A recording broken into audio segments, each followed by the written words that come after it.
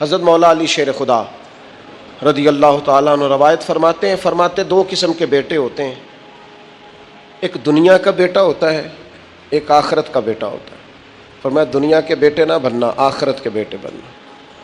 اور نبی کریم علیہ السلام نے فرمایا وہ لعنتی ہے جو درہم و دینار کا بندہ بن گیا ہے۔ بندہ تو اللہ کا بننا چاہیے تھا، لیکن اس نے لعنت کٹھی کی ہے، یا درہم کا بندہ بن گیا یا دیناروں کا بندہ بن گیا، یعنی مال دولت سونا چاندی اس کا بندہ بن گیا، حالانکہ اسے اللہ کا بندہ بننا چاہیے۔ اتنا اپنے آپ کو لالچی کر لینا، اتنا حریص کر لینا کہ مطلب سارا کچھ ہی دولت بن گئی، ہر چیز کو دولت کے نقطہ نظر سے دیکھنا شروع کر دیا۔ اس قدر زیادہ لوگ الجھ گئے کہ قرآن مجید نے کہا الہاکم التکاثر حتی زرتم المقابر، فرمایا تمہیں غافل کر دیا ہے مال کے لالچ نے، یہاں تک کہ تم نے قبروں کے منہ دیکھ لیے، یعنی مرتے دم تک صرف پیسہ اکٹھا کیا ہے، صرف اور صرف اپنی ذات کے فروغ کے لیے، اپنے میک اپ کے لیے، اپنے آپ کو بنانے سنوارنے دکھانے نام پیدا کرنے میں وقت ضائع کر دیا۔ اور یہ بہت بڑا مسئلہ ہے ہمارے دور کا، ہم اپنے ذاتی قد کو اونچا کرتے رہتے ہیں ہر وقت، میرا نام ہو جائے، کو پتہ چل جائے کوئی، اور سیانے سیانے بندے، معاملہ فہم بندے، مدبر آدمی، ایسا نہیں کہ بے وقوف ہیں، سمجھدار ہیں، لیکن بیچارے تصویروں کے چکر میں پڑے ہوئے ہیں، فوٹو بازی کر رہے ہیں۔ آپ حیران ہوں گے کہ ہماری قوم ایک طرف یہ ہے کہ لوگ بیچارے بلوں کے لیے پریشان ہیں کہ ان کے پاس ادا کرنے کو پیسے نہیں، اور دوسری طرف ہمارے پاس اتنا پیسہ ہے کہ صرف بڑے سارے بورڈ پر ہم نے بڑی ساری ایک فلیکس لگوائی ہے جس کی کوئی ضرورت نہیں تھی، اس پہ عید مبارک لکھا ہے، اور مسئلہ عید مبارک کا نہیں تھا، وہ جو جس کی نیچے فوٹو لگی تھی نا، اس نے ذرا دکھانا تھا کہ میں بھی یہاں رہتا ہوں۔ یہ کیا ہے بھلا؟ یہ وہ نفس کی تسکین ہے، یہ وہ قرار ہے کہ جس کے پیچھے تھک گئے لوگ، یعنی کو تھوڑی تعریف کر دے دل ٹھنڈا ہو گیا، سکون آ گیا، وہ ذرا پتہ چل گیا 10 آدمی مجھے جانتے ہیں، کچھ تسلی ہو گئی۔ یہ اتنی بڑی نفس پرستی میں انسان لگ جاتا ہے کہ پرانے جو حکمران ہوتے تھے انہوں نے وظیفے پہ لوگ رکھے ہوتے تھے کہ تم نے ہماری تعریفیں کرنی، تنخواہیں ملتی تھی خوش آمدے کرنے کی، شعراء کو خریدا جاتا تھا ہمارے مناقب لکھو، نفس کی تسکین۔ لیکن کچھ رب کے بندے ایسے بھی تھے، انہوں نے قرآن جب غور سے پڑھا، جنہوں نے احادیث مبارکہ کو بالغ نظری سے دیکھا، جنہوں نے صحبت رسول قریب سے اٹھائی، تو انہیں طے ہو گیا کہ اصل گھر تو آخرت کا گھر ہے، والآخرۃ خیر وابقیٰ، آخرت خیر والی بھی ہے، ہمیشہ باقی رہنے والی۔ جب یہ طے ہوا تو پھر ان لوگوں کی صورتیں لوگوں کے سامنے آئیں، تو ان کی زندگیاں بھی لوگوں نے دیکھی، تو اش کر اٹھے۔ ان پہلی صف کے زاہدوں کو دیکھو گے نا، تو جب سب سے پہلے نام گنو گے تو ان میں ایک نام حضرت عمر فاروق کا بھی ملے گا۔ معاذ اللہ ثم معاذ اللہ، نقل کفر نہ باشد۔ کچھ لوگ ایسے بھی ہیں رفس زدہ، اور ایسے لوگ جنہوں نے معاذ اللہ ثم معاذ اللہ صحابہ کے بارے میں جن کی رائے ٹھیک نہیں۔ آپ حیران ہوں گے کہ جو معاذ اللہ ثم معاذ اللہ حضرت عمر کے بارے میں رائے ٹھیک نہیں نہ رکھتے، یہ کمال ہے نا، جو رائے ٹھیک نہیں رکھتے، یہ وہ بھی کہتے ہیں کہ 10 سال سے زیادہ وقت تک 24 لاکھ مربع میل پہ حکومت کرنے والے اس شخص نے اپنے گھر میں 1 روپیہ بھی نہیں جانے دیا۔ آپ اسے چھوٹی بات سمجھتے ہیں؟ بہتا دریا ہو اور بندہ کہے نہیں میں نے خشک رہنا ہے، یہ کیسے ہو سکتا ہے؟ یعنی کٹر مخالف بھی کہتا ہے کہ نہ مال خزانہ میں سے کوئی عمر کی جیب میں آیا ہے، نہ عمر فاروق کی اولاد کی جیب میں آیا، انہوں نے آنے دیا ہی نہیں۔ وہ جو زہد تھا نا، ذہن بن گیا تھا کہ دنیا نہیں کٹھی کرنی، آخرت بچانی ہے۔ اور یہ ایک بات اور بھی ذہن میں رکھ لیں، زہد سے مراد یہ نہیں کہ بندے کی جیب میں کوئی شے نہ ہو تو پھر وہ زاہد ہوتا ہے۔ حضرت سلیمان بھی زاہد تھے، پر انہوں نے دنیا پر حکومت کی ہے۔ زاہد تھے جناب یوسف علیہ السلام بھی، پر حکمران بھی تھے۔ کوئی نہیں ملے گا اتنا بڑا زاہد جتنے بڑے زاہد اور پرہیزگار حضرت عثمان غنی تھے، پر گھر میں لاکھوں کروڑوں پڑے رہتے تھے۔ پیسہ ہونا اور بات ہے، لیکن دل پیسے سے لگا ہونا یہ اور بات ہے حضرت عمر رضی اللہ تعالیٰ عنہ کی زندگی ساری پڑھ لو اور غور سے پڑھ لو، معاذ اللہ کوئی ناقدانہ انداز میں بھی پڑھ لے، مخالف آئے میدان میں، ایک بات ماننی پڑے گی کہ دائیں بائیں آگے پیچھے دولتیں پھرتی رہیں، پر فاروق اعظم کی نظر کو دولت لبھا نہیں سکی، ان کا دھیان سیدھا یا بیت اللہ شریف کی طرف رہا ہے یا گنبد خضرا والے محبوب کی طرف رہا ہے، لبھایا نہیں کسی چیز نے، نا نا نا، کوئی چیز قریب آ ہی نہیں سکی۔ حضرت سعد بن ابی وقاص رضی اللہ تعالیٰ عنہ کا ایک قول ہے، اور درجنوں بیسیوں سینکڑوں باتوں اور کتابوں کا نچوڑ ہے۔ حضرت سعد بن ابی وقاص رضی اللہ تعالیٰ عنہ بیان کرتے ہیں، مصنف ابن ابی شیبہ میں موجود ہے، حضرت سعد بن ابی وقاص کہتے ہیں مجھے اللہ کی قسم عمر کوئی ہم سے مقدم آدمی نہیں تھے، لیکن درجہ بہت زیادہ لے گئے، کوئی پہلے نہیں آئے، ان سے پہلے بھی لوگ آئے، کوئی زیادہ آگے بڑھ بڑھ کے زیادہ کام نہیں کیا، یہ صحیح سند سے مصنف ابن ابی شیبہ میں موجود ہے۔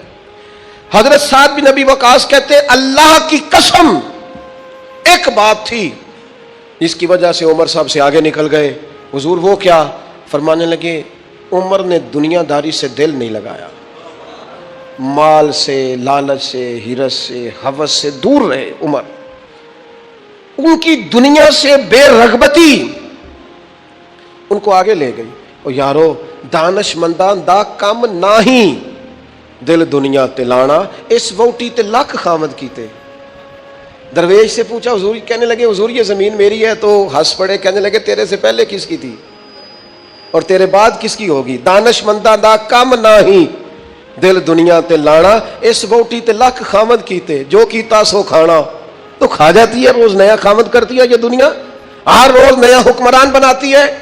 آپ کے ملک میں کئی وزیر اعظم ہیں جو زندہ ہے، پوچھتا کوئی نہیں، کئی صدور رہ چکے ہیں، زندہ ہے، پوچھتا کوئی نہیں۔ دنیا کا جو سب سے بڑا عہدہ تھا بظاہر وہ ملا ہے، لیکن حال کیا ہے؟ کچھ بھی نہیں۔ جب تک کرسیوں پہ تھے حیثیت اور تھی، کرسی سے اترے تو حیثیت۔ حضرت عمر کی زندگی کا بڑا سبق یہ ہے کہ دنیا سے بے رغبت ہو جاؤ، جو تمہارا ہے بس وہی تم نے حاصل کرنا ہے۔ آنے والی نسل کو بھی ہرس، ہوس، لالچ، مفاد پرستی پہ نہ لگاؤ۔ آپ نے ناراض نہیں ہونا، چند دن پہلے مجھے ایک یونیورسٹی میں بلایا گیا لیکچر کے لیے، تو کہنے لگے جی مین آپ نے بات چھیڑنی ہے، بالکل مین، آخر کیا وجہ ہے کہ پڑھے لکھے سمجھدار اتنی اتنی بڑی ڈگریاں اور پھر لوگ غلط طرف نکل جاتے ہیں؟ تو میں نے کہا مجھے زیادہ تو نہیں پتا، لیکن ہم جب پڑھتے تھے نا تو جس بچے سے پوچھتے تھے نا، زیادہ بچے یہی کہتے تھے بڑے ہو کے کیا بنو گے؟ کہتے میں نے ڈاکٹر بننا ہے اور مخلوق کی خدمت کرنی ہے، زیادہ تر یہی کہتے تھے۔ بڑے ہو کے ڈاکٹر تو بن گئے پر اگلا لفظ بھول گئے، ڈاکٹر بن گئے وہ، لیکن مخلوق کی خدمت کرنی ہے یہ وہ۔ پھر انہوں نے چونکیاں رکھی ہیں 2-3، ایک پہ فیس جمع کرا لو، ایک آگے آ جاؤ، یہ اتنے پیسے مشورے کے ہیں، یہ پھر دوائی بھی وہاں سے لینا جہاں سے میں نے کہی ہے، ٹیسٹ بھی اس لیبارٹری سے کرانا جو سب کی بات نہیں کرتا، لیکن جو ہے وہ بہرحال ہے۔ خدا را کہیں تو دنیا داری چھوڑ دو، کسی مقام پر تو اس کو چھوڑ دو۔ اور یار میں تو اس دن بڑا ہی تڑپا تھا، جس دن ایک بوڑھے نے مجھے آ کے کہا تھا پیر صاحب میں تہاڈی ماں باپ دی شان تے تقریر سنی ہے، کیا بات ہے، لیکن آپ کو پتہ ہے آج کل بچوں سے بھی عزت کرانے کے لیے باپ کا مالدار ہونا ضروری ہے۔ ابا غریب ہو تو وہ بچوں کے لیے زیادہ قابل احترام۔ اس نے کہا یہ بھی ذہن میں رکھیں آپ۔ تو میں تو ٹوٹ گیا سارا اور بکھر گیا اس بزرگ کی بات سن کے۔ اس نے کہا وہ غیروں سے مشورے لیتے ہیں صرف اس لیے کہ ان لوگوں کی جیبوں میں پیسے ہیں، اور میں نے بھی زمانوں کو سبق پڑھایا ہے، لیکن چونکہ جیب خالی ہے تو لہٰذا میں زیادہ سمجھدار اور سیاںا بندہ نہیں رہا۔ پیسے تو نہیں، جب تک زہد نہیں پیدا ہوتا تلنے لگ گئی ہیں چیزیں، گھٹن محسوس ہوتی ہے، گھٹن۔ حضرت عمر کی زندگی کا زہد اصل تھا۔ میں آپ سے عرض کروں 2 قسم کا مسئلہ ہے ہمارے ملک میں، کچھ کو اس لیے نیند نہیں آتی کہ لائٹ گئی ہے تو پنکھا بند ہے، لیکن کچھ کا پنکھا چلتا ہے انہیں نیند نہیں آتی کیونکہ اے سی بند ہے۔ پکی بات بتا رہا ہوں، بالکل پکی، نہیں نیند آتی انہیں جب تک اے سی نہ چلے، عادت ہو گئی، پیدا ہی اے سی میں ہو گئے۔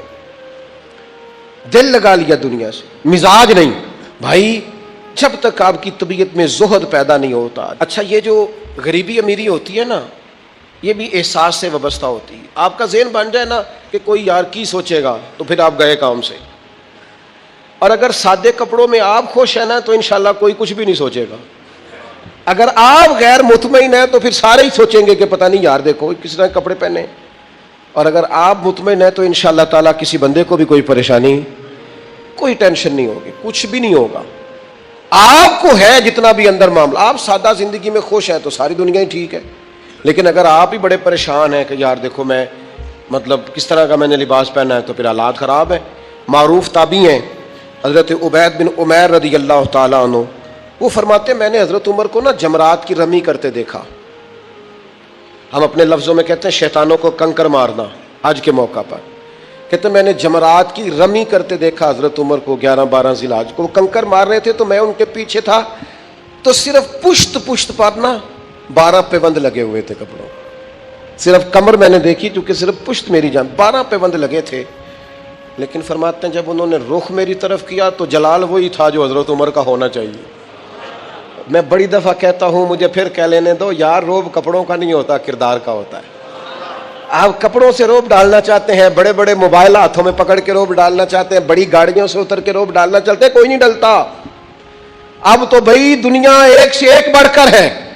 روب آپ کے کردار و عمل کا ہوگا، روب ہوگا آپ کی شخصیت کے وقار کا، آپ کی وفاداری کا روب ہوگا۔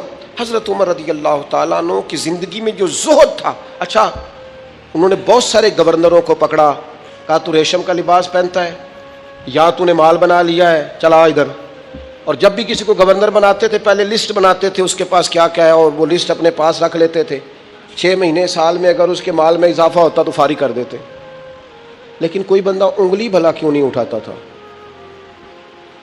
یہ بھی سمجھے۔ کوئی انگلی اس لیے نہیں اٹھاتا تھا کہ پتا تھا کہ اگر ہمیں ڈانٹتے ہیں نا تو گھر اپنے بھی کوئی چیز نہیں لے کے جاتے۔ آپ غور فرمائیے گا میری بات پر، اور ہمیشہ اس بات کو یاد رکھیے گا، یہ جو ہمارا اعزاز ہے، یہ جو ہماری طبیعت ہے کہ ہمیں پروٹوکول سسٹم چاہیے، اور یہ بہت ساری جگہوں پہ ہے۔ کبھی کبھی اس سے دل بڑا اکتا جاتا ہے، پریشانی ہوتی ہے کہ یار کوئی تو بندہ اس سے باہر ہو۔ یہ ابھی حج کا سیزن آیا تھا، میرا ذاتی تبصرہ اس پر یہ ہے کہ کم از کم حج سے تو وی آئی پی سسٹم ختم کریں آپ۔ 15 لاکھ میں بھی بندہ حج کرنے جا رہا ہے اور 42 لاکھ میں بھی بندہ حج کرنے جا رہا ہے۔ آپ کو یہ اوپن چیزیں مل جائیں گی کہ کچھ لوگوں کو مینا میں جگہ ملتی ہے قبر کے مطابق لیٹنے کی، اتنی سی جگہ۔ میں رات کو جب اٹھ کے سائڈ چینج کرتا تھا نا تو میں بیٹھتا پہلے اٹھ کے، تو پھر میں سائڈ چینج کرتا تھا مینا، اور اسی مینا میں آپ نے لوگوں کو اے سی والے بڑے بڑے خیمے بھی دیے ہوئے اور بڑی بڑی کشادہ جگہ بھی دی ہے۔ آپ وہاں سے وی آئی پی سسٹم مجھے ایک دفعہ ایک صاحب کہنے لگے، پیر صاحب میں نے 50 لاکھ کے قریب کا پیکج بنایا، ہر چیز زبردست۔ میں نے کہا خانہ کعبہ آ جائے گا کمرے کے اندر چل کے جو کمرے آپ دیں گے؟ کہنے لگا نہیں۔ تو میں نے کہا جب طواف کرتے وقت کوئی وی آئی پی نہیں، ایک ہی صف میں کھڑے ہو گئے محمود و ایاز، نہ کوئی بندہ رہا نہ کوئی بندہ نواز، بندہ ہو صاحب و محتاج و غنی ایک ہوئے، تیری سرکار میں پہنچے تو سبھی ایک۔ وہ کم از کم کہیں تو اس کلچر سے باہر آ جاؤ۔ کلچر بن گیا ہے، وہاں کیٹاگریاں پوچھتے ہیں، آپ نے اے میں جانا ہے، بی میں جانا ہے، سی میں جانا ہے۔ آپ کو سادے لفظوں میں کہتے ہیں جنہ گڑ پاؤ گے اتنا مٹھا ہو، جتنے پیسے خرچیں گے اتنی آپ کو وی آئی پی ہوٹل ملے گا، وی آئی پی سواری ملے گی، وہاں سسٹم ملے گا۔ کم از کم کسی جگہ تو مسلمان چھوڑ دیں۔ صحابہ فرماتے ہیں جناب عمر جب حج کرنے گئے اور امیر المومنین گئے، اور امیر وقت اس وقت خطبہ حج دیتے تھے، نمازیں پڑھاتے تھے، فرماتے ہیں کوئی کسی قسم کا پروٹوکول نہیں تھا۔ جہاں گرمی زیادہ ہوتی تھی ویسے درخت کے نیچے آرام کرتے تھے، جہاں گرمی زیادہ ہوتی تھی وہاں حضرت عمر اپنی چادر اتارتے تھے، درخت کی ٹہنیوں پہ ڈال لیتے تھے، چھاؤں ذرا گھنی ہو جاتی تھی، اس کے نیچے آرام کر لیتے تھے۔ اگر کہیں جگہ پتھریلی ہو جاتی تو وہ زمین پر چادر بچھا لیتے اور وہیں آرام کرتے۔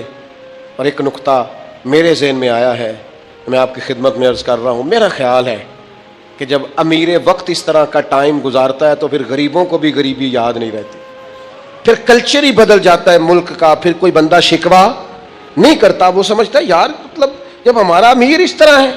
لیکن جناب امیر صاحب اترے گاڑی سے اور 4 چھتڑیاں ان کے سامنے کر دی جائیں اور ہٹو بچو اور پیچھے ہٹ جاؤ کا رنگ ہو، پھر کیفیات کچھ اور ہوتی ہیں۔ اپنی زندگی کو سادہ کریں، اپنے اٹھنے بیٹھنے کو سادہ کریں، اپنی غذاؤں کو سادہ کریں، اپنی ملاقات سے تکلف نکال دیں۔ آپ کیا ہیں، کچھ ہیں، کوشش کریں کہ اند اللہ اچھے مومن بننے کی کوشش کریں۔ باقی اس کلچر سے جتنا آپ اپنے آپ کو بچائیں گے، سوسائٹی میں خوبصورتی پیدا ہوگی۔ عزیز دوستو، میں نے سورہ فتح کی ایک آیت کا ابتدائی حصہ پڑھا ہے۔ نبی پاک صلی اللہ تعالیٰ علیہ وسلم عمرے کی حاضری کے لیے تشریف لے گئے تو مقام حدیبیہ پر کفار مکہ نے روک لیا اور کہا کہ آپ جنگ کے ارادے سے آئے ہیں تو ہم آپ کو مکہ میں داخل نہیں ہونے دیں گے۔ اللہ کے پیارے رسول صلی اللہ تعالیٰ علیہ وسلم نے جناب عثمان غنی رضی اللہ تعالیٰ عنہ کو اپنا سفیر مقرر کر کے مکہ شریف میں بھیجا، اور حضور نے فرمایا عثمان انہیں جا کے بتاؤ کہ ہم جنگ کرنے نہیں آئے، ہم تو اللہ کے گھر کا طواف کرنے آئے۔ حضرت عثمان غنی وہاں تشریف لے گئے۔ کفار مکہ نے جناب عثمان غنی کو روک لیا، اور سب سے پہلی بات تو یہ کی کہ آپ اگر طواف کرنا چاہیں تو کر لیں، صحیح کرنا چاہیں تو کر لیں، عمرہ مکمل کر لیں، لیکن ہم نبی پاک صلی اللہ علیہ وسلم کو نہیں کرنے دیں گے۔ تو حضرت عثمان غنی کہنے لگے تم کیا سمجھتے ہو میں مدینے والے رسول کے بغیر عمرہ کر لوں گا؟ میں اسی دن کروں گا جس دن میرے نبی پاک صلی اللہ علیہ وسلم کریں گے۔ یہاں بھی کچھ صحابہ نے کہا مقام حدیبیہ میں کہ عثمان کو اللہ نے موقع دے دیا ہے، وہ تو راج کے کعبے کی زیارت کریں گے اور وہ کھل کے طواف کریں گے، وہ صحیح کریں گے، وہ حجر اسود کے بوسے لیں گے۔ صحابہ کی باتیں کر رہے تھے تو حضور غور سے دیکھ رہے تھے۔ جب بات ختم ہوئی تو فرمایا فکر نہ کرو میرا عثمان، میں فکر نہ کرو میرا عثمان میرے بغیر طواف نہیں کرے گا۔ ہاں مجھے کیا غرض تھی نماز تھے، مجھے کیا خبر تھی سجود کی، یہ تو تیرے نقش پا کی تلاش تھی جو جھکا رہا میں نماز میں۔ اور اقبال کہنے لگے اذاں تو ازل سے تیرے عشق کا ترانہ بنی، اور نماز تو اس کے نظارے کا ایک بہانہ بنی۔ وہاں سے خبر موصول ہو گئی کہ حضرت عثمان غنی کو شہید کر دیا گیا۔ اگرچہ نبی پاک صلی اللہ علیہ وسلم کے علم میں تھا کہ عثمان کو شہید نہیں کیا گیا، لیکن جب خبر آئی تو صحابہ میں جوش پیدا ہو گیا، ہم جہاد کریں گے، ہم ان سے لڑیں گے، بدلہ لیں گے۔ جو اچھا لیڈر ہوتا ہے وہ قوم کے جذبات ٹھنڈے نہیں کرتا بلکہ جذبات کو صحیح رستہ دکھاتا ہے۔ وہ جب صحابہ میں جوش پیدا ہوا نا کہ عثمان غنی کا بدلہ لینا ہے، تو نبی پاک صلی اللہ علیہ وسلم نے ایک درخت کے نیچے سب کو بلایا، فرمایا میرے ہاتھ پہ بیعت کرو کہ تم جہاد کرو گے اور جہاد میں ثابت قدم رہو گے، میرے ہاتھ پہ بیعت کرو۔ اب سب لوگ آئے کہ ہم جہاد کریں گے، ثابت قدم رہیں گے، عثمان کا بدلہ بھی لیں گے۔ وہ بیعت تھی کہ کیا نرالا رنگ تھا، اور حضور کو پتا تھا، وہ بھلا کس دلیل سے پتا تھا؟ جب سب صحابہ بیعت کر چکے نا، اب جو آدمی شہید ہو جائے اس کی تو بیعت نہیں نہ ہوتی، لیکن نبی کریم نے اپنا دست مبارک کھڑا کیا، فرمایا بھی یہ میرا ہاتھ ہے اور یہ میرے عثمان کا ہاتھ ہے، اور یوں ہاتھ پہ ہاتھ رکھ کے فرمایا لو میں عثمان غنی کی بھی بیعت کرتا ہوں، عثمان غنی کی بھی بیعت کرتا ہوں۔ اب وہ صحابہ کے اندر جذبہ، وہ شوق، وہ حضرت عثمان کے لیے پیار، وہ جہاد کے لیے تڑپ اللہ تعالیٰ نے بیان کیا۔ کیا انداز ہے، فرمایا لقد رضی اللہ عن المؤمنین اذ یبایعونک تحت الشجرہ، محبوب بے شک اللہ ان مومنوں سے راضی ہو گیا ہے جو درخت کے نیچے بیٹھ کر آپ کی بیعت کر رہے تھے۔ اللہ ان اہل ایمان سے راضی ہے۔ میرے نبی پاک علیہ السلام نے فرمایا جن نے وہاں بیٹھ کر میرے ہاتھ پہ بیعت کی تھی، اس آیت کے بعد اللہ نے وعدہ کر لیا ان میں سے کوئی بھی دوزخ میں نہیں جائے گا، سارے جنتی ہو گئے۔ سن لو بات، اس کو اچھی طرح سمجھ لو، اچھی طرح۔ یہ قرآن مجید ہے، یہ خاص نقطہ ہے، اس کو اپنے دل میں جگہ دینا۔ انہوں نے جہاد کیا نہیں، جہاد پر بیعت کی، وہ لڑنے گئے نہیں، لڑنے کا پختہ ارادہ کیا، ابھی کفر کے مقابلے میں کھڑے نہیں ہوئے تو اللہ تعالیٰ نے جنتی قرار دے دیا۔ میں کہا کرتا ہوں کہ چلو جہاد جب آئے گا تب تو دیکھی جائے گی، ارادے تو کرو نا۔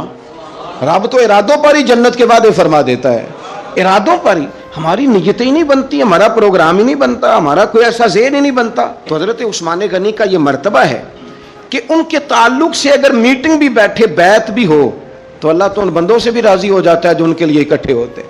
حضرت عثمان غنی میرے نبی پاک علیہ السلام کے صحابہ میں جید ترین آدمی، اور یہ حضور کے داماد ہیں۔ نبی پاک کی 4 بیٹیاں ہیں، اور یہ بات قرآن پاک سے ثابت ہے، کل ازواجک و بنات، اے محبوب اپنی بیویوں سے بھی کہہ دو اور بیٹیوں سے بھی کہہ دو۔ اللہ نے قرآن میں بیٹی نہیں کہا، بنات کہا، سورہ احزاب دیکھ لیجئے گا. اپنی بیویوں سے کہہ دو اور اپنی، تو بیٹیاں جو ہوتی ہیں وہ ایک ہوتی ہے. لوگ عمروں کا حساب لگاتے پھرتے ہیں، عمروں کا، اتنی عمر میں شادی ہو تو ہے. او خدا کے بندے، تو کس چکر میں پڑ گیا؟ جب رسول کریم صلی اللہ تعالی علیہ وسلم کو رب کہہ رہے اپنی بیٹیوں سے کہہ دو. حضور کی 4 بیٹیاں، حضرت زینب حضور کی بڑی صاحبزادی ہیں، ان کی بڑی بیٹی حضرت امامہ بنت زینب صحیح بخاری میں موجود ہے. نبی پاک اپنی نواسی سے بڑا پیار کرتے تھے. حضور نکلنے لگتے نماز کے لیے تو بچی ضد کرتی، نانا میں نے نہیں جانے دینا. بڑا سیانا بندہ بھی ہو تو چھوٹے بچوں سے ڈرتا ہے، چھپ کے باہر نکلنا پڑتا ہے، بچے نہیں نکلنے دیتے. حالانکہ بندہ کسی سے نہیں ڈر رہا، سمجھدار ہے، پر وہ کہتا ہے اسے ذرا سائڈ پہ کر. پیار ہوتا ہے نا جی، دل نہیں. حضرت زینب کہتی ہیں کہ میری بیٹی ضد کرنے لگی، حضور نماز کے لیے جا رہے تھے، نانا کے ساتھ جانا ہے. میں نے بچی کو زبردستی پکڑا، میں نے کہا بیٹھ جا حضور آپ جائیں. بچی رونے لگی تو حضور واپس آ گئے. تو کہتا ہے حضور کہ ہمیں باقی نواسیاں نہیں ملتے، بخاری میں پڑھ ہیں باقی کے بھی. نبی پاک واپس آ گئے اور فرمایا نہ زینب رلا دے دے مجھے، میں ساتھ ہی لے جاتا ہوں. ابا جانا آپ نماز پڑھیں گے، بچی سنبھالیں گے. فرمایا دونوں کام ہی کر لوں گا. حضور لے آئے جناب امامہ کو، اللہ اکبر کہہ کے نیت باندھی تو یہاں نواسی کو اٹھایا ہوا ہے. گویا نماز بھی ہو رہی ہے اور نواسی کی دل جوئی بھی ہو رہی ہے. امامہ بنت زینب کو حضور نے اٹھایا ہوا ہے. اللہ کے رسول رکوع میں گئے تو بچی کو کھڑا کر، شہزادی حضور کی زلفوں سے کھیلتی رہی. سجدے میں گئے تو زلفوں سے کھیلتی رہی. حضور پھر اٹھے تو بچی کو پھر اٹھا لیا. تو میرے رسول پاک کی 4 بیٹیاں. میں نے قصداً آج کچھ ایسی روایات آپ کے سامنے رکھنی ہے جس میں صرف حضرت عثمان غنی کی شان نہ ہو، جناب رقیہ کا بھی ذکر ہو. حضور نے حضرت رقیہ رسول پاک صلی اللہ علیہ وسلم کی دوسری صاحبزادی، سب سے بڑی جناب زینب ہے، دوسری رقیہ ہے. ان کا نکاح حضرت عثمان غنی کے ساتھ فرمایا. اور حضرت عبداللہ بن حزم فرمایا کرتے تھے سارے صحابہ ہی سونے تھے، پر صحابہ میں جو سب سے سونے تھے وہ حضرت عثمان غنی تھے. اونچا لمبا قد تھا، گھنی داڑھی تھی، حسن تھا، جمال تھا، اور شرمیلے تھے. حضرت عثمان غنی حیا والے تھے. حضرت اسامہ بن زید رضی اللہ تعالیٰ عنہ فرمانے لگے، یہ طبرانی کی حدیث ہے. حضرت اسامہ بن زید کہتے ہیں گھر میں نا سالن پکا نبی پاک صلی اللہ علیہ وسلم. حضور نے سالن کھایا تو بڑا مزیدار لگا. یہ بھی دل کا انوکھا سودا ہے کہ جب کچھ چیز اچھی لگے تو پھر اپنے یاد آتے. آپ یقین کریں پھر بندہ کہتا ہے تھوڑی پیک بھی کرا لوں بچوں کے لیے، اپنے یاد آتے ہیں. حضرت اسامہ بن زید کہتے ہیں سالن بڑا عمدہ تھا، گوشت پکا تھا. حضور نے تھوڑا سا برتن میں ڈالا، فرمایا جا میری بیٹی رقیہ کو دے آ. جناب اسامہ بن زید رضی اللہ تعالیٰ عنہ فرماتے ہیں کہ تو میں چھوٹا تھا، دوسرا بھی پردے کی آیتیں بھی نازل نہیں ہوئی تھیں، ایک دوسرے کے گھروں میں بلا روک ٹوک لوگ آیا جایا کرتے تھے. آپ فرماتے ہیں وہ سالن کا برتن لے کے جب میں پہنچا نا حضرت عثمان غنی کے گھر، دونوں میاں بیوی ایک چارپائی پہ بیٹھے تھے. فرماتے ہیں میں نے بھی دنیا دیکھی پر اتنا سونا جوڑا میں نے بھی کبھی نہیں دیکھا. آپ فرماتے ہیں کبھی میں سیدہ رقیہ کی جانب دیکھتا، کبھی حضرت عثمان غنی، اور مجھے بھول ہی گیا میں کس کام آیا ہوں، مجھے بھول گیا، میں محو ہو گیا. کہتے ہیں کہ وہ حضور کے داماد اور شہزادی کو دیکھ کے میری نظریں ہٹتی ہی نہیں. کہتے ہیں جب میں دیر تک دیکھتا رہا تو عثمان غنی مسکرائے، فرمانے لگے اسامہ کدھر آئے تھے یار؟ تو جیسے بندے کی آنکھ کھل جاتی ہے. میں نے کہا جی میں سالن دینے آیا تھا. کہتے ہیں میں نے پیش کیا. جب میں واپس گیا سارے رستے پروگرام بناتا گیا کہ عرض کروں گا یا رسول اللہ، یہ چاؤ ہوتا ہے نا، یہ چاؤ ہوتا ہے. گاؤں میں کسی کی بارات آتی ہے تو پرانی عورتیں جو ہوتی تھیں وہ دولہا دیکھ کے کہتی تھی اللہ نے بڑی سونی جوڑی ملا دی. کیا بات، یہ ایک چاؤ ہوتا ہے، شوق ہوتا ہے. حضرت سیدنا اسامہ بن زید فرماتے ہیں میں سارے رستے پروگرام بناتا گیا کہ عرض کروں گا حضور کمال ہے، کیا اللہ نے آپ کی شہزادی کو اور آپ کے داماد کو نوازا ہے، کمال ہے. کہتے ہیں میں پروگرام بناتے جا رہا تھا لیکن جیسے ہی میں پہنچا حضور کے حجرے میں قدم رکھا مجھے بتانا ہی نہیں پڑا. حضور مسکرا کے فرمانے لگے اسامہ میری بیٹی اور میرے داماد کو دیکھا؟ یا رسول اللہ دیکھا. فرمایا اتنے سونے لوگ پہلے بھی کبھی دیکھے؟ میں نے عرض کی حضور نہیں، میں نے پہلے، کیا بریلی کے امام کا انداز ہے. فرماتے ہیں تیری نسل پاک میں ہے بچہ بچہ نور کا، کیونکہ تو ہے عین نور تو تیرا سب گھرانہ ہی نور کا. حضرت عثمان غنی رضی اللہ تعالیٰ اور جناب رقیہ خوبصورت ترین. اچھا مکہ شریف میں بڑے ظلم کیے لوگوں نے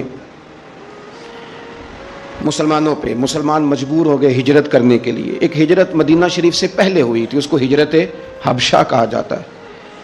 اس ہجرت حبشہ میں نبی پاک کی شہزادی جناب رقیہ بھی شامل تھی اور حضرت عثمان غنی بھی شامل تھے. حضرت رقیہ نے اجازت مانگی, یا رسول اللہ سب لوگ ابشا جا رہے ہیں تو میں اور عثمان بھی چلے جائیں؟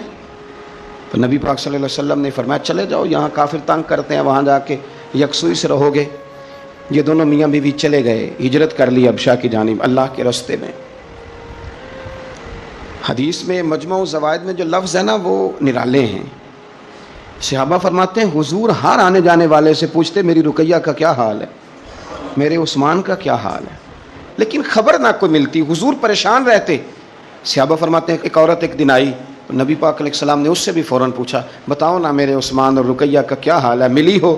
کہنے لگی یا رسول اللہ میں مل کے آئی ہوں, عثمان کو تو اللہ نے شان ہی بڑی دی ہے, وہ مٹی کو بھی ہاتھ لگاتا ہے تو رب اسے سونا بنا دیتا ہے. وہ تو کمال ہو گئی. اللہ کے حبیب وہ بڑے سکون میں ہیں, سکھی ہیں. اب حضور نے بیان کیا مجمع الزوائد میں اور تاریخ الخلفاء میں امام سیوطی علیہ رحمہ نے اس کو لکھا. اب یہاں نبی پاک علیہ السلام فرمانے لگے, حضور فرمانے لگے اللہ کے نبی حضرت لوط علیہ السلام وہ تھے جنہوں نے اپنی بیوی کے ساتھ اللہ کے راستے میں ہجرت کی تھی. حضرت لوط علیہ السلام, ہجرت بہت بڑا مقام ہے اگر کوئی دین کے لیے کرے, لیکن صحابہ نے ہجرت کی تو اکیلے اکیلے. حضرت ابو بکر بھی ہجرت کر کے گئے تو اکیلے, حضرت عمر بھی گئے تو اکیلے. لیکن حضور فرمانے لگے انبیاء میں سے حضرت لوط علیہ السلام نے ہجرت کی تھی اپنی بیوی کے ساتھ, چونکہ گھر والوں کو لے کے ہجرت کرنا مشکل ہوتا ہے, جو کام مشکل ہو اس پہ اجر بھی زیادہ ملتا ہے. حضرت لوط نے ہجرت کی تھی اپنی بیوی کو لے کے. فرمایا جناب لوط سے لے کر آج تک دوبارہ اگر کسی جوڑے کو ہجرت کرنے کی سعادت ملی ہے تو میرے عثمان اور میری بیٹی رقیہ کو ملی ہے. فرمایا عثمان نے اپنی بیوی سمیت ہجرت کی ہے, حضرت لوط علیہ السلام سے لے کر عثمان غنی تک. اگر کبھی آپ اس پہلو کو سمجھیں تو بڑا ذائقہ دے گا کہ گھر بار چھوڑا ہے, ہر چیز قربان کی ہے, کس لیے؟ اللہ اور اللہ کے رسول کے لیے. تو یہ پہلا نبی پاک صلی اللہ علیہ وسلم نا اس جوڑے سے پیار کرتے. حکمتیں ہمارے ہاں پتہ کیا ہوتا ہے, کچھ دکھ نا ہم نے جان بوجھ کے گھڑ لیے ہیں, وہ دکھ نہیں ہے جان بوجھ کے. مثلا ابا جی گئے بیٹی کے گھر میں شادی کے 2-4-5 مہینے کے بعد, تو واپس آ کے ابا جی رو پڑے. کیا ہو گیا جی آپ کو؟ کہتے ہیں اوہو میری تیتے ہوتے کام ہی بڑے کر دی پئی, میں نے بڑی لاڈوں سے پالی تھی, بڑی لاڈلی تھی, وہ میں گیا ہوں چولہے کے آگے کھڑی تھی. یہ جعلی دکھ ہے. اپنے گھر کا کام کر رہی تھی کہ یہاں وہ اللہ معاف کرے اسے نوکری کرا رہے تھے. تو یہ جان بوجھ کے گھڑے ہوئے دکھ ہیں جن کا کوئی معنی نہیں, کوئی مطلب نہیں. اپنے گھر کا کام کر کے بچی کی صحت بھی ٹھیک ہوگی, اس کے نظریات بھی پختہ ہوں گے اور خاوند کی عزت کرے گی, اسے راضی کرے گی, تو میرے رسول پاک نے فرمایا رب جنت بھی عطا فرمائے گا. لیکن یہ دکھ ہے جناب, وہ ہو میں گیا گرمی بڑی سخت تھی, یعنی یہ دکھ ہے کوئی کہ میری بیٹی روٹیاں پکاتی ہے جی, شکر کار پکاتی ہے, اللہ کا احسان سمجھ. یہ تو دور ہے وسوسوں کا. میں تو کہتا ہوں اس میں جو بندہ زیادہ مصروف ہے نا, جس کو روٹی کھانے کا ٹائم بھی مشکل سے ملتا ہے, وہ بھلا آدمی ہے. تھک کے سوئے, یہ ٹینشنوں میں نہ پڑے, چگلیوں میں نہ پڑے, غیبت میں نہ پڑے, گلے نہ کرے, بری سوچ نہ اسے آئے, اچھا اللہ کا شکر ادا کر. اور یہ پرانے لوگوں کے اندر یہ خاص, آج کل تو میں دیکھتا ہوں سارے بیچارے نوجوان لڑکے, انہوں نے جمعے والے دن ہینگر لٹکائے ہوتے ہیں پیچھے, سارے کپڑے دھوبی سے استری کرا کے لا رہے ہوتے سارے, پتہ نہیں کہاں کام کاج ہوتے ہیں, ہمیں نہیں سمجھ آتی. سب نے سائیکل پہ روٹیاں لٹکائی ہوتی ہیں, کھانا پا گیا روٹیاں لے آؤ, کون سے کام کی بات. پھر بھی ابا جی رو رہے ہیں آ کے. اور یہ بچیوں کی ٹریننگ کریں, آپ یقین کریں یہ مفت کے رٹے ہیں, جھگڑے ہیں. کیا ہو جاتا ہے؟ سنو میرے رسول پاک نے کیا فرمایا. کسی نے پوچھا حضور بہترین مسلمان کون ہے؟ تو نبی پاک نے فرمایا جو سلام لینے میں پہل کرے اور روٹی زیادہ کھلائے. تو اگر آپ کی بیٹی کسی کو روٹی پکا کے کھلائے گی تو بہترین مسلمان بنے گی. کون سا دکھ آپ نے پالا؟ سنو میں آپ کو حدیث سناتا ہوں. میرے نبی کریم علیہ السلام حضرت عثمان غنی کے گھر تشریف لے گئے. جناب عثمان غنی کے حضور اچانک گھر پہنچے. حضرت ابو ہریرہ رضی اللہ تعالیٰ عنہ فرمانے لگے جب نبی پاک علیہ السلام ان کے حجرہ نور میں داخل ہوئے نا, تو نبی پاک کی شہزادی سے بڑھ کر تو کوئی شہزادی نہیں نا. یہ تو وہ خواتین ہیں جن کو قرآن نے سب سے بہترین کہا حضور کے گھر میں رہنے والے لوگوں کو. حضور کی لخت جگر جناب رقیہ.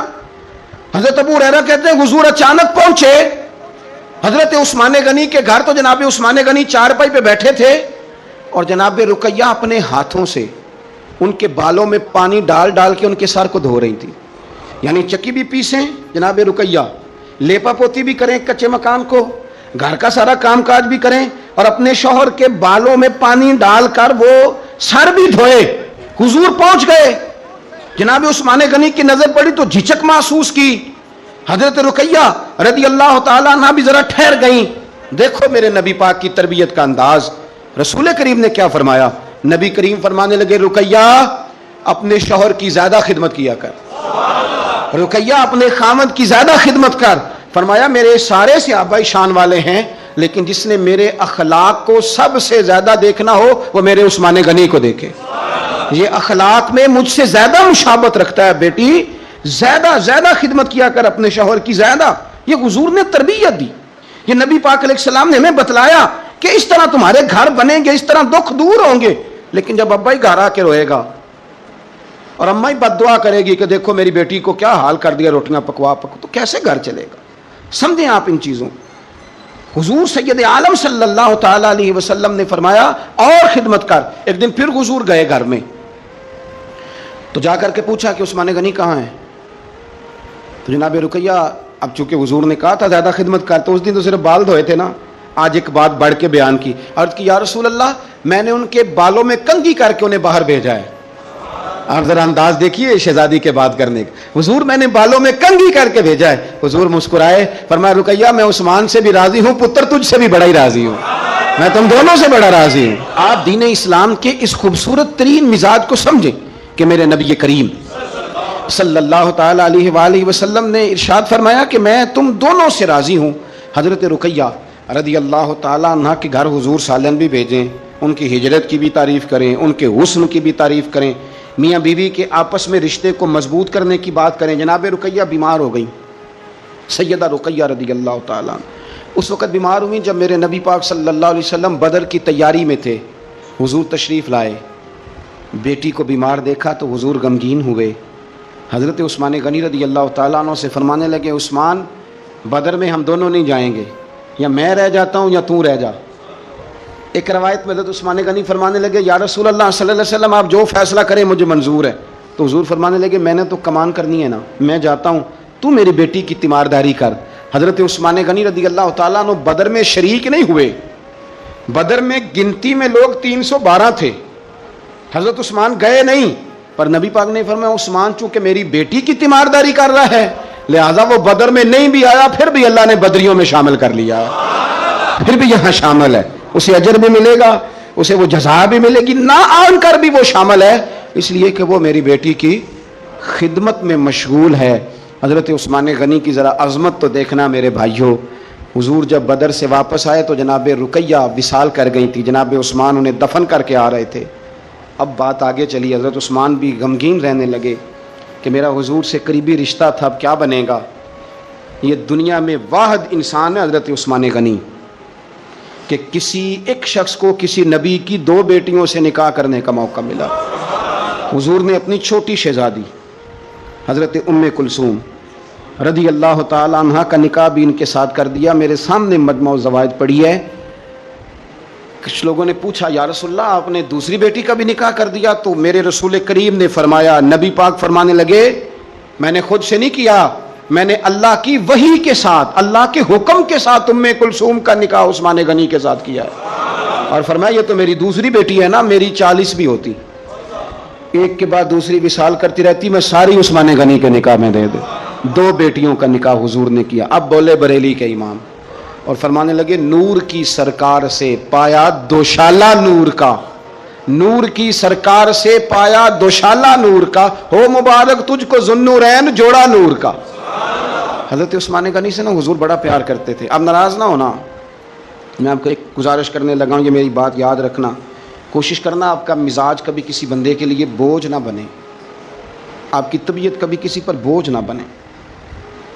کوشش کریں کہ رویہ اس طرح کا ہو کہ آپ کسی سے ملیں تو اسے سکون ملے, اسے توانائی ملے. بعض لوگ ایسے ہوتے ہیں کہ جن سے ملنے کو دل کرتا ہے, مثل تعویذ ہوتے ہیں کچھ لوگ, وہ جب بھی ملتے ہیں شفا ہوتی ہے.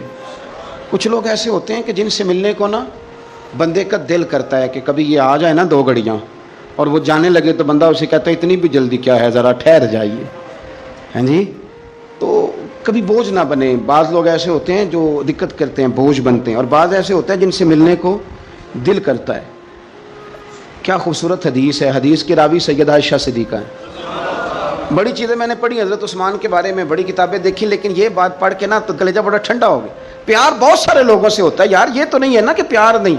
نبی پاک کا جو حضرت ابوبکر صدیق سے پیار ہے، اس کا دنیا میں کوئی انکار کر سکتا ہے؟ حضرت عمر کو جو حضور چاہتے ہیں کوئی انکار کر سکتا ہے؟ اور مولا کائنات شیر خدا جن کو حضور نے فرمایا کہ جدھر علی ہوتا ہے حق بھی خود بخود ادھر ہو جاتا ہے، حق مڑ جاتا ہے جدھر علی مڑتا ہے، اتنا بڑا، اور فرمایا من کنت مولا فعلی مولا، جس کا میں مولا علی بھی اس کے، تو یہ کوئی حد ہی نہیں ہے۔ حضرت مولا علی سے حضور کے پیار کی کوئی حد ہی نہیں ہے۔ یہ دنیا میں واحد بندہ ہے، ساری دنیا حضور کو مناتی تھی، علی روٹھ جاتے تھے تو مصطفیٰ منانے جاتے تھے، یہ سب سے پیار ہی نرالا ہے۔ لیکن حضرت عائشہ صدیقہ کہتی ہیں ایک دن نا حضور گھر میں تھے، ذرا سننا بات، اور یار یہ بھی ایک رنگ ہے زندگی کا۔ اور مطلب آپ کیا سمجھتے ہیں کہ وہ جو لیڈر ہے اس کے سینے میں دل کوئی نہیں، وہ جو سیٹھ ہے اس کے سینے میں، آپ کا کیا خیال ہے کہ جو مفتی ہو گیا تو اس کے سینے میں دل نہیں رہا، جو پیر ہو گیا تو کیا اس کے سینے میں پتھر بن گیا، دل نہیں دھڑکتا؟ درد اگرچہ جان گسل ہے، کیا کروں، دل ہے۔ غم عشق اگر نہ ہوتا تو غم روزگار ہوتا۔ یہ ہوتا ہے، دل میں درد بھی ہوتا ہے، کسی کو ملنے کو بھی دل چاہتا ہے، انسان سفر بھی کرتا ہے، کبھی وہ کہتا ہے کہ اور کوئی نہ ہو، میں ہوں، میرا محبوب ہو، دل جو ہوا کیا کیا جائے۔ تو ایک دن حضور گھر میں بیٹھے بیٹھے نا، میں یہ تو نہیں کہتا کہ سرکار بور ہو رہے تھے، میں یہ جملہ تو نہیں بولتا، شایان شان نہیں سرکار کے، لیکن نبی کریم صلی اللہ علیہ وسلم بیٹھے بیٹھے نا چپ کر گئے، اور دیر کے بعد حضور نے فرمایا، عائشہ تھی، سیدہ عائشہ صدیقہ، سیدہ حفصہ تھی، حضور نے فرمایا عائشہ کسی صحابی کو بلاؤ مجھ سے باتیں کرے۔ یعنی یہ پہلو نرالا ہے، کسی کو بلاؤ ذرا مجھ سے باتیں کرے۔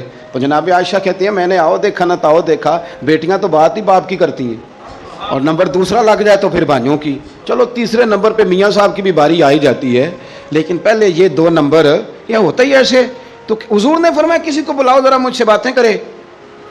تو حضرت عائشہ صدیقہ عرض کرنے لگی حضور بلاؤں اپنے ابا جان کو، جناب صدیق اکبر کو بلاؤں؟ حضور مسکرائے اور مسکرا کے فرمایا نہیں تو رہنے دے، پیار بڑا ہے اس میں کوئی شک والی نہیں، تو رہنے دے۔ تو حضرت حفصہ کہتی ہیں جب حضرت عائشہ پیچھے ہٹی تو میں نے فوراً آگے بڑھ کے نا تو عرض کی حضور میں اپنے ابا جی جناب عمر کو بلاؤں؟ تو حضور پھر مسکرائے، فرمایا ٹھیک ہے عمر بھی، پر تو مہربانی کر رہنے دے، قربان جاؤں حضرت عثمان آپ کی شان پر، کیا نصیبہ ہے۔ کہتی ہیں پھر ہم نے عرض کی حضور آپ ہی بتا دیں کس کو بلائیں؟ تو کہتی ہیں ہم نے حضور کے چہرے پر عجیب سی سنجیدگی دیکھی، حضور فرمانے لگے کوئی میرے عثمان کو بلاؤ، کوئی میرے عثمان کو بلاؤ، میں اس سے باتیں کرنا چاہتا ہوں۔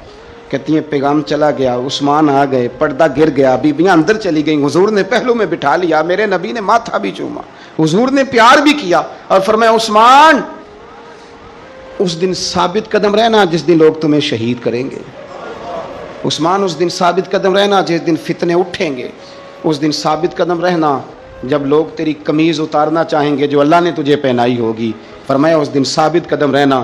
حضرت سیدنا عثمان غنی نے آنکھ اٹھائی، ہلکے سے آنسو چمکے، عرض کی حضور آپ دعا کر دینا اللہ عثمان کی مدد فرما دے گا۔ دعا حضرت عثمان غنی کو تو حضور بلا کے نا، یار اس کیفیت کو سمجھو، اتنا میٹھا بندہ، حضرت عثمان غنی بالکل نرم مزاج آدمی تھے، ٹھنڈی طبیعت کے تھے، لیکن حضرت عائشہ کہتی ہیں حضور لیٹے ہوئے تھے تو ذرا پنڈلی سے نا تامت مبارک کٹی ہوئی تھی، یہ بخاری مسلم ہے۔ حضرت ابو بکر آئے حضور لیٹے رہے، بات چیت ہوتی رہی، جناب عمر آئے لیٹے رہے، بات ہوتی رہی، کسی نے کہا حضور عثمان آ گئے، حضور اٹھے، تامت سیدھی کی، اٹھ کے، حالانکہ بندہ نرم مزاج ہے سب سے، رسول کریم نے تامت مبارک کو سیدھا کیا، لوگ بیٹھے رہے، باتیں ہوئی، چلے گئے۔ سیدہ عائشہ صدیقہ کہتی میں نے کہا یا رسول اللہ میرے ابا جی بھی آئے، آپ لیٹے رہے، عمر بھی آئے، آپ عثمان کے آنے پر تو نے بڑا اہتمام کیا۔ تو حضور فرمانے لگے عائشہ اس سے حیا نہ کرو جس کی فرشتے بھی حیا کرتے ہیں۔ اللہ کرے آپ کو سمجھ آئے، میں بات ختم کرنے لگا ہوں، یہ حدیث پڑھنی ضروری ہو گئی تھی۔ اور اس کی حیا نہ کرو جس کی فرشتے حیا کریں، جس کی مصطفیٰ حیا کریں۔ وہ کتنا نالائق امتی ہے جو اس عثمان کی حیا نہ کرے، وہ کتنا نالائق ہے جو پھر اس عثمان غنی کی حیا نہ کرے۔ ہمیں ہر موقع پر سیدنا عثمان غنی کی حیا کرنی۔ حضرت عثمان غنی کی زندگی کے تین پہلو بڑے نمایاں ہیں، تین پہلو بڑے۔ ایک تو حضرت عثمان غنی رضی اللہ تعالیٰ عنہ بہت زیادہ سخاوت کرنے والے تھے، میں نے جو لفظ کہے سوچ سمجھ کے کہے، یعنی زیادہ نہیں، بہت زیادہ سخاوت، بہت زیادہ سخاوت۔ اور دوسرا بہت زیادہ شرم و حیا والے تھے، فرماتے تھے باتھ روم کے اندر بھی کپڑے اتار کے غسل نہیں کرتا، شرم و حیا والے تھے، اور تیسرا اللہ سے بہت زیادہ ڈرنے والے۔ یہ تین خوبیاں اس مسلمان کے اندر پیدا ہو جاتی ہیں، وہ ایک خوبصورت مسلمان بن جاتا ہے۔ اللہ ہمیں ان کے رستوں کا مسافر بنائے۔ شاہ است حسین، بادشاہ است حسین، دی است حسین، دی پناہ است حسین، سرداد نداد دست در دست یزید، حقا کے بنا لا الہ است حسین، امن کا محرماں بھی، امن کا محرماں بھی، جو شاہ کا ہے شاہ بھی، ایسا بادشاہ حسین ہے،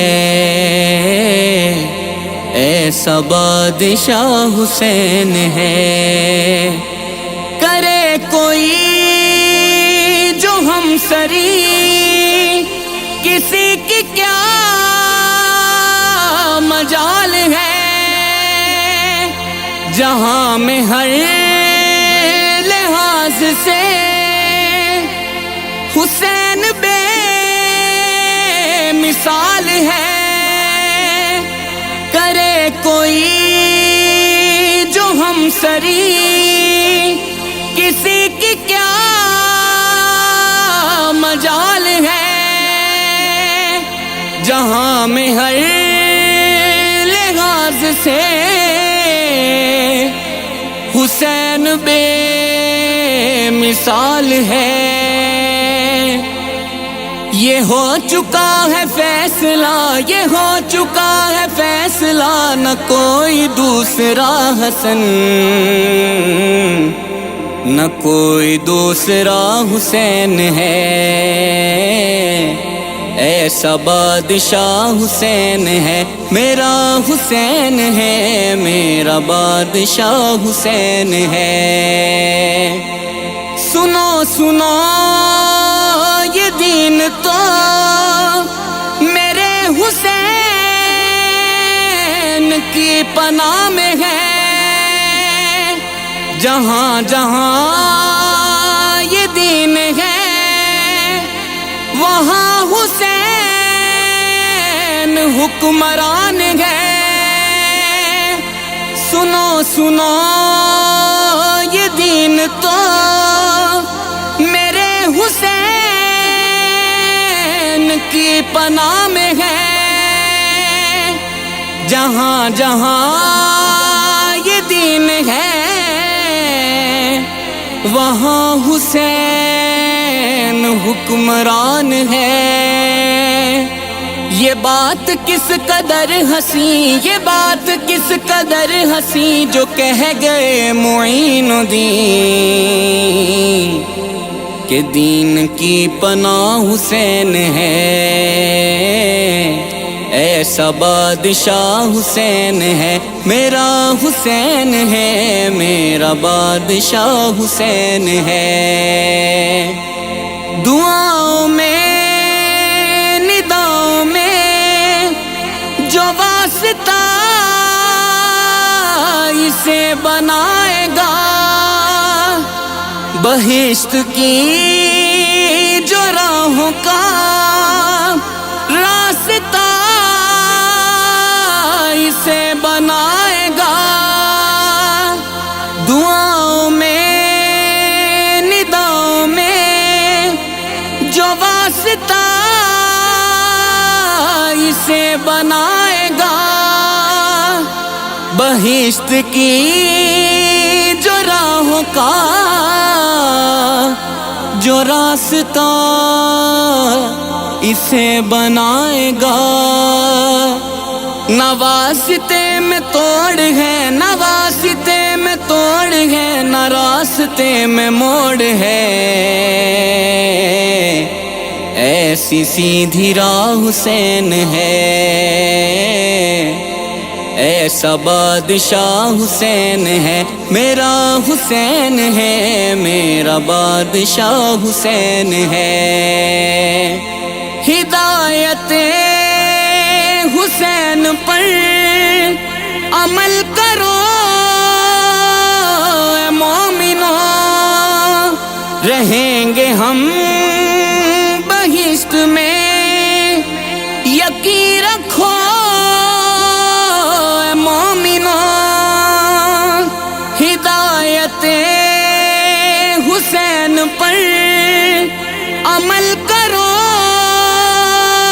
اے مومنو، رہیں گے ہم بہشت میں، یقین رکھو اے مومنو. قبول ہوگی ہر دعا، قبول ہوگی ہر دعا، کسی سے کیوں ڈریں بھلا، ہمارا واسطہ حسین ہے. ایسا بادشاہ حسین ہے، میرا حسین ہے، میرا بادشاہ حسین ہے. قضا کے بعد پھر مجھے نئی حیات مل گئی، عذاب سے حساب سے مجھے نجات مل گئی. قضا کے بعد پھر مجھے نئی حیات مل گئی، عذاب سے حساب سے مجھے نجات مل گئی. سوال جب کیا گیا، سوال جب کیا گیا ہے کون تیرا رہنما،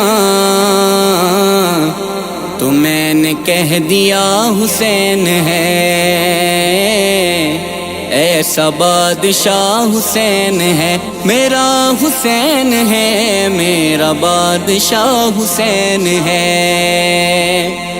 شہید کربلا کا غم جسے بھی ناگوار ہے، وہ بد نصیب بد عمل اسی پہ بے شمار ہے. شہید کربلا کا غم جسے بھی ناگوار ہے، وہ بد نصیب بد عمل اسی پہ بے شمار ہے. ارے او دشمن ازل، ارے او دشمن ازل، تمہار ذرا قبر میں چل، پتہ چلے گا کیا حسین ہے. ایسا بادشاہ حسین ہے، میرا حسین ہے، میرا بادشاہ حسین ہے.